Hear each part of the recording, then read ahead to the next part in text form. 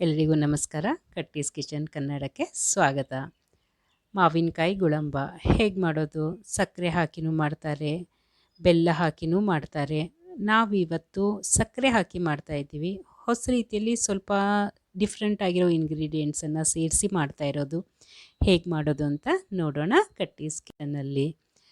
ಈಗ ನೋಡಿ, ಇಷ್ಟು ಟ್ರಾನ್ಸ್ಪರೆಂಟಾಗಿ ಇಷ್ಟು ಥಿಕ್ಕಾಗಿ ಬಂದಿದೆ. 2 ವರ್ಷ ಇಟ್ಟರೂ ಕೆಡಲ್ಲ. ಇದೊಂದು ಇದ್ಬಿಟ್ರೆ ಮಕ್ಕಳಿಗೆ ಬೆಳಗ್ಗೆ ಟಿಫನಿಗೆ ಚಿಂತೆನೇ ಇರಲ್ಲ. ನೋಡಿ, ನಾನು ಒಳ್ಳೆ ಕ್ವಾಲಿಟಿ ಮಾವಿನಕಾಯಿ ತೊಗೊಂಡಿರೋದು. ಇದು ನಮ್ಮ ತೋಟದಿಂದ ಬಂದಿರೋದು ಮಾವಿನಕಾಯಿ. ಮಾತ್ರ ಒಳ್ಳೆ ಕ್ವಾಲಿಟಿ ತೊಗೊಳ್ರಿ. ಅದು ಕೆಟ್ಟಿದ್ರೆ, ಎಲ್ಲಾದರೂ ಸ್ಪಾಟ್ಸ್ ಇದ್ದರೆ, ಹತ್ತಿದ್ರೆ ಅದು ಕೆಟ್ಟೋಗುತ್ತೆ. ಅದಕ್ಕೆ ಇಲ್ಲಿ ಇಂಪಾರ್ಟೆಂಟ್ ಅಂದರೆ ನಾವು ಒಳ್ಳೆ ಕ್ವಾಲಿಟಿ ಮಾವಿನಕಾಯಿ ತೊಗೊಳ್ಳೋದು. ಮಾವಿನಕಾಯಿ ಒಳ್ಳೆ ಕ್ವಾಲಿಟಿ ಇದ್ದಿದ್ರೆ ಅದು ಕೆಡೋಕ್ಕೆ ರೀಸನ್ ಇರಲ್ಲ. ಅದೇ ಮಾವಿನಕಾಯಿ ಚೆನ್ನಾಗಿ ಇಲ್ಲದೆ ಇದ್ದರೆ ಬೇಗ ಕೆಟ್ಟು ಹೋಗುತ್ತೆ. ಕೆಲವೊಬ್ರು ಹೇಳ್ತಾರೆ, ನಮ್ಮ ಮಾವಿನಕಾಯಿ ಉಪ್ಪಿನಕಾಯಿ ಹಾಕಿದ್ವಿ ಬೇಗ ಕೆಟ್ಟು ಹೋಯಿತು ಅಂತ. ಅದು ಕೆಳಗಡೆ ಮೇಲಿಂದ ಬಿದ್ದಿರೋ ಕಾಯೋ ಹಾಗೂ ಆಗಿದ್ದರೆ ಕೆಡ್ತವೆ. ಈಗ ನೋಡಿ, ನಾನು ತೊಗೊಂಡಿರೋದು ಸ್ಪಾಟ್ಲೆಸ್ ಮಾವಿನಕಾಯಿ. ಒಂದು ಸ್ಪಾಟ್ ಇಲ್ಲ, ಕಲೆ ಇಲ್ಲ, ಮೇಲಿಂದ ಕೆಳಗಡೆ ಬಿದ್ದಿರೋ ಪೆಟ್ಟಿಲ್ಲ. ಹಾಗೇನಾಗಿದ್ದರೆ ಅದು ಸ್ವಲ್ಪ ಮೆತ್ತಗಿದ್ರೆ ಎಲ್ಲಾದರೂ ಆ ಥರ ಇದ್ದರೆ ಮಾತ್ರ ಗುಳಂಬ ಕೆಡತ್ತೆ. ಈ ಥರ ಸ್ಪಾಟ್ಲೆಸ್ ಆಗಿರೋದು ಅಥವಾ ಯಾವುದೇ ರೀತಿ ಕಲೆ ಇಲ್ಲದೆ ಇರೋದು ಮತ್ತು ಅದು ಮೇಲಿಂದ ಬಿದ್ದು ಪೆಟ್ಟಾಗಿಲ್ಲದೆ ಇರೋದು ತೊಗೊಂಡ್ರೆ ಮಾವಿನಕಾಯಿ ಕ್ವಾಲಿಟಿ ಚೆನ್ನಾಗಿದ್ದರೆ ಗುಳಂಬನೂ ಚೆನ್ನಾಗಿರುತ್ತೆ. ಈ ರೀತಿ ನಾನು 2 ಕೇಸರ್ ಮಾವಿನಕಾಯಿ ತೊಗೊಂಡಿದ್ದೀನಿ. ನಮ್ಮ ತೋಟದಲ್ಲಿ ಬೆಳೆಯುತ್ತೆ, ಸೊ ಯಾವ್ದು ಬೆಳೆಯುತ್ತೆ ಅದನ್ನೇ ತೊಗೊಂಡಿರೋದು. ನೀವು ಯಾವುದಾದ್ರೂ ತೊಗೊಳ್ಳಿ. ಹುಳಿ ಇದ್ದರೆ, ಮಾವಿನಕಾಯಿ ಜಾಸ್ತಿ ಹುಳಿ ಇದ್ದರೆ ಸ್ವಲ್ಪ ಸಕ್ಕರೆ ಜಾಸ್ತಿ ಬೇಕಾಗತ್ತೆ. ನಮ್ಮದು ಹುಳಿ ಇಲ್ಲ, ಒಟ್ಟು ಹುಳಿ ಇಲ್ಲ ಈ ಕಾಯಿ. ಅದಕ್ಕೆ ನಾನು ಸ್ವಲ್ಪ ಕಡಿಮೆ ಸಕ್ಕರೆ ಹಾಕಿ ಮಾಡಿರೋದು. ನಾನು ನಿಮಗೆ ಮಾಡೋವಾಗ ನೆಕ್ಸ್ಟ್ ಹೇಳ್ತೀನಿ ಯಾವ ಅಳತೆ ಬೇಕು ಅಂತ. 2 ಮಾವಿನಕಾಯಿನ ಈ ಥರ ತುರ್ಕೊಂಡಾಗ ಸಿಪ್ಪೆ ತೆಗೆದು ನಾನು ತುರ್ಕೊಂಡಿರೋದು. ಇದು ಅಂದಾಜು 3 ಕಪ್, ಸ್ವಲ್ಪ ಕಡಿಮೆ 3 ಕಪ್ ನನಗೆ ಪಲ್ಪ್ ಸಿಕ್ತು. ಈಗ ಇದನ್ನು ಸ್ಪ್ರೆಡ್ ಮಾಡಿಕೊಂಡು ಇದ್ರ ಮೇಲೆ ಸಕ್ಕರೆ ಹಾಕೋತಾ ಇದ್ದೀನಿ. ಕಾಯಿ ಹುಳಿ ಇದ್ದರೆ ಪೂರ್ತಿ 3 ಕಪ್ ಸಕ್ಕರೆ ಹಾಕ್ಕೊಳ್ಳಿ. ಕಾಯಿ ಹುಳಿ ಇಲ್ಲಪ್ಪ, ತುಂಬ ಮೀಡಿಯಮ್ ಇದೆ ಅಥವಾ ಕಡಿಮೆ ಇದೆ, ನಮ್ಮದು ತುಂಬಾ ಕಡಿಮೆ ಇರೋದು, ಕಡಿಮೆ ಇದೆ ಅಂದರೆ 2 ಕಪ್ ಹಾಕ್ಕೊಳ್ಳಿ. ಈ 2 ಕಪ್ ಸಕ್ಕರೆನ ಚೆನ್ನಾಗಿ ಮಿಕ್ಸ್ ಮಾಡ್ಕೊಳ್ಳೋಣ.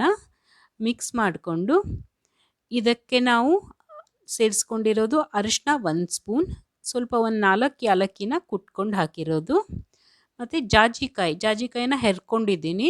ಸಣ್ಣದು ಹೆರೋಮಣೆ ಬರುತ್ತಲ್ಲ ಅದರಲ್ಲಿ ಹೆರ್ಕೊಂಡಿರೋದು ಅರ್ಧ ಸ್ಪೂನಷ್ಟು ಜಾಜಿಕಾಯಿ ಪೌಡರ್. ಮತ್ತು ಅಲ್ಲನೂ ಅಷ್ಟೇ ಸಣ್ಣ ಹೆರೋಮಣೆಯಲ್ಲಿ ಹೆರೆದಿರೋದು ಹಸಿ ಅಲ್ಲ, ಅಂದರೆ ಹಸಿ ಶುಂಠಿನ ಅದನ್ನೂ ಅರ್ಧ ಸ್ಪೂನ್ ಹಾಕಿದ್ದೀನಿ. ಒಂದು ಸ್ವಲ್ಪ ದಾಲ್ಚಿನ್ನಿನ ಒಂದು 2 ಇಂಚಷ್ಟು ಹಾಕಿರೋದು. ಇದನ್ನು ಚೆನ್ನಾಗಿ ಮಿಕ್ಸ್ ಮಾಡ್ಕೊಳ್ಳೋಣ. ಹೀಗೆ ಮಿಕ್ಸ್ ಮಾಡ್ತಾ ಒಂದು 2 ನಿಮಿಷ ಎಲ್ಲ ಚೆನ್ನಾಗಿ ಮಿಕ್ಸ್ ಮಾಡೋದ್ರಲ್ಲಿ ನಮ್ಮ ಸಕ್ಕರೆ ಪೂರ್ತಿ ಕರಗಿ ಹೋಗಿಬಿಡತ್ತೆ. ನೀವು ಇದನ್ನೇ ಇದೇ ಅಳತೆಯಲ್ಲಿ ಬೆಲ್ಲ ಹಾಕಿನೂ ಮಾಡ್ಬೋದು. ಮಕ್ಕಳಿಗೆ ಹೇಗೆ ಬೆಲ್ಲದ ಕಲರ್ಗಿಂತ ಈ ಸಕ್ಕರೆ ಯೆಲ್ಲೋ ಕಲರ್ ತುಂಬ ಇಷ್ಟ ಆಗುತ್ತೆ. ಯಾವಾಗಲಾದರೂ ತಿನ್ನೋದಿರತ್ತಲ್ಲ ಮಕ್ಕಳಿಗೆ, ಚೆನ್ನಾಗಿರುತ್ತೆ. ನೀವು ಟಿಫನ್ ಬಾಕ್ಸಿಗೆ ಚಿಂತೆ ಇಲ್ಲದೆ ಹಾಕ್ಕೊಡ್ಬೋದು ಇದನ್ನು. ನಾನು ಇದಕ್ಕೆ ಸ್ವಲ್ಪ ಕೇಸರಿ ಸೇರಿಸ್ಕೊಂಡಿದ್ದೀನಿ. ಸ್ವಲ್ಪ ಇದು ಆಪ್ಷನಲ್, ನಿಮ್ಗೆ ಬೇಕಂದರೆ ಸೇರಿಸ್ಕೊಳ್ಳಿ. ಸುಮ್ಮನೆ ಇದರದ್ದೇ ಒಂದು ಫ್ಲೇವರ್, ರುಚಿ ಚೆನ್ನಾಗಿರುತ್ತೆ. ಮತ್ತು ಅಲ್ಲಲ್ಲಿ ಕೇಸರಿ ಕಂಡ್ರೆ ನೋಡೋಕ್ಕೂ ತುಂಬ ಚೆನ್ನಾಗಿರುತ್ತೆ ಅಂತ ಹಾಕಿರೋದು. Totally optional. ಈಗ ಇದನ್ನು ಗ್ಯಾಸ್ ಮೇಲೆ ಮೀಡಿಯಮ್ ಫ್ಲೇಮಲ್ಲಿ ನಾವು ಬಾಯ್ಲ್ ಮಾಡ್ಕೊಳ್ಳೋಣ. ಫ್ಲೇಮ್ ಮೀಡಿಯಮ್ ಇಡಿ, ತುಂಬ ಹೈ ಆದರೆ ಕೆಳಗಡೆ ಹೊತ್ತೋಗುತ್ತೆ. ಆ್ಯಂಡ್ ಕಂಟಿನ್ಯೂಸ್ ಕೈ ಆಡಿಸ್ತಾ ಇರಿ. ಸುಮಾರು 5 ನಿಮಿಷಕ್ಕೆ ಈ ಕನ್ಸಿಸ್ಟೆನ್ಸಿ ಬರುತ್ತೆ, ಅಂದರೆ ಕುದಿಯೋಕ್ಕೆ ಸಕ್ಕರೆ ನೀರೆಲ್ಲ ಬಿಟ್ಕೊಂಡು ಕುದಿಯೋಕ್ಕೆ ಸ್ಟಾರ್ಟ್ ಆಗುತ್ತೆ. ಈಗ ಕುದೀತಾ ಇದೆಲ್ಲ, ಕಂಟಿನ್ಯೂಸ್ ಕೈ ಆಡಿಸಿ ಒಂದು 10 ನಿಮಿಷಕ್ಕೆ ಈಗ ನೋಡ್ತಾ ಇದ್ದೀರಲ್ಲ ಹೀಗೆ ಇದು ತನ್ನ ಕಲರ್ ಚೇಂಜ್ ಮಾಡ್ಕೊಳ್ಳುತ್ತೆ ಮತ್ತು ಸ್ವಲ್ಪ ಗಟ್ಟಿನೂ ಆಗುತ್ತೆ. ಆ್ಯಂಡ್ ನಿಮ್ಗೆ ಅನಿಸ್ತಾ ಇರ್ಬೋದು ಸ್ವಲ್ಪ ಟ್ರಾನ್ಸ್ಪರೆಂಟ್ ಆಗಿದೆ ಇವಾಗ ಇದು ಅಂತ. ಈ ಥರ ಟ್ರಾನ್ಸ್ಪರೆಂಟ್ ಆಯಿತು ಅಂದರೆ ಆಲ್ಮೋಸ್ಟ್ ರೆಡಿ ಆಗ್ತಾ ಇದೆ ಅಂತ ಅರ್ಥ.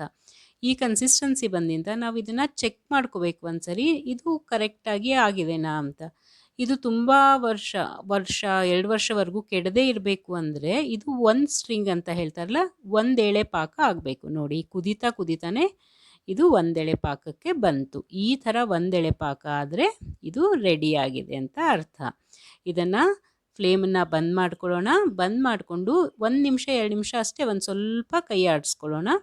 ಈ ಕೈ ಆಡಿಸ್ಕೊಂಡು ಇದನ್ನು, ಅಂದರೆ ತಳ ಹಿಡ್ಕೊಳ್ಳಲ್ಲ ಅಂತ ಅಷ್ಟು ಹಾಕಿ ಮುಚ್ಚಿಡಬಾರ್ದು. ಓಪನ್ನಾಗಿ ಇದು ಆರಬೇಕು, ಪೂರ್ತಿ ತಣ್ಣಗಾಗಬೇಕು. ಓಪನ್ ಪಾಟಲ್ಲಿ ರೂಮ್ ಟೆಂಪ್ರೇಚರಲ್ಲಿ ಫ್ರಿಜ್ಜಲ್ಲಿ ಇಡದೆ ಓಪನ್ನಾಗಿಯೇ ಇದನ್ನು ಪೂರ್ತಿ ತಣ್ಣಗೆ ಮಾಡ್ಕೊಂಡಿಂದ ನೋಡಿ ಎಷ್ಟು ಗಟ್ಟಿ ಆಯಿತು.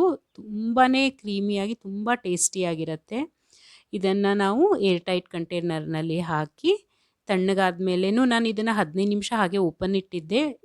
ಕಂಟೈನರ್ಗೆ ಹಾಕಿಂದನು ಆಮೇಲೆ ಇದನ್ನು ಟೈಟಾಗಿ ಮುಚ್ಚಿಬಿಟ್ಟು ಇದನ್ನು 2 ಇಯರ್ಸ್ ಇದರ ಫ್ರಿಜ್ಜಲ್ಲಿ ಇಡ್ಬೋದು, ಹೊರಗಡೆನೂ ಇಡ್ಬೋದು, ಏನು ತೊಂದರೆ ಇಲ್ಲ. ತುಂಬ ಚೆನ್ನಾಗಿರುತ್ತೆ. 2 ವರ್ಷಗಳ ಕಾಲ ಡೆಫಿನೆಟ್ಲಿ ಟ್ರೈ ಮಾಡಿ ನೋಡಿ.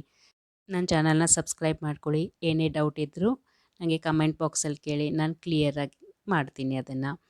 ಡೆಫಿನೆಟ್ಲಿ ಟ್ರೈ ಮಾಡಿ ನೋಡಿ. ಮಕ್ಕಳಿಗೆ ತುಂಬಾ ಇಷ್ಟ ಆಗೋ ಅವ್ರ ಟಿಫನ್ ಬಾಕ್ಸ್ಗೆ ರೆಡಿ ಇರೋ ಒಂದು ಸೈಡ್ ಡಿಶ್ ಚಪಾತಿಗೆ